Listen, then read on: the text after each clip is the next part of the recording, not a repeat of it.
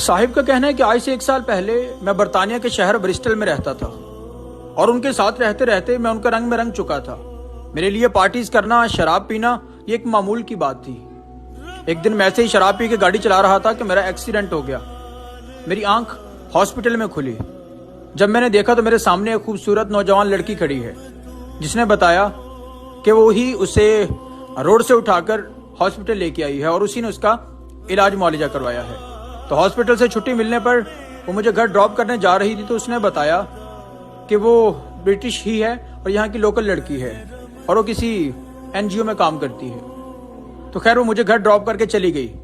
2 دن کے بعد میرا حال احوال پوچھنے واپس آئی تو میں جو کہ معمول کے مطابق شراب پی رہا تھا تو میں نے بھی اس کے لیے جام بنا کے اسے پیش کیا، لیکن اس نے شراب پینے سے انکار کر دیا اور کہنے لگی کہ میں شراب نہیں پیتی۔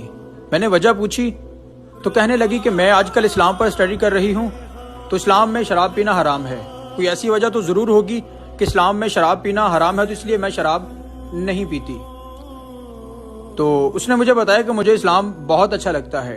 اس نے مجھ سے کچھ سوالات کیے تو میں جو کہ کسی بھی بات کا جواب نہیں دے پایا، اور جاتے جاتے اس نے ایک بات کہی جو آج تک میرے دل پہ چھاپ چھوڑ گئی کہ تم مسلم نہیں لگتے۔ میں بہت شرمندہ ہوا، وہ یہ کہہ کر چلی گئی۔ میں ساری رات بہت بے چین رہا، سو نہیں پایا بے چینی کی وجہ سے۔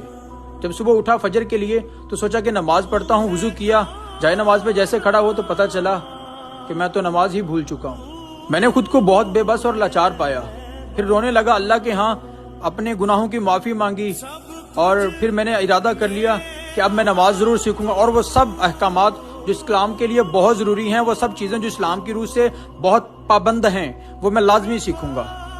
تو میں نے کچھ ٹائم لگا کے نماز بھی سیکھ لی اور وہ تمام چیزیں جو سیکھنی تھی میں نے اسلام کے بارے میں سیکھ لی۔ تو میں اس کے بتائے ہوئے پتے پر اس NGO میں گیا جہاں پہ اس نے بتایا تھا کہ وہ کام کرتی ہے۔ میں وہاں پہ جا کے پتہ کیا تو NGO والوں نے بتایا کہ اس نام کی ایسی کوئی بھی لڑکی یہاں پہ کبھی نہیں آئی جو کہ یہاں کام کرتی ہو۔ میں بہت حیران ہوا اور میں نے اسے بہت ڈھونڈا، بہت ڈھونڈنے کی کوشش کی، لیکن مجھے وہ نہیں ملی۔ میں آج تک اسی جستجو میں ہوں کہ وہ لڑکی کون تھی، کہاں سے آئی تھی اور کیوں آئی تھی، لیکن اس نے میری دنیا اور آخرت دونوں سنوار دی۔ بس اللہ پاک جسے چاہتا ہے جس روپ میں بھی ہدایت بخش دیتا ہے۔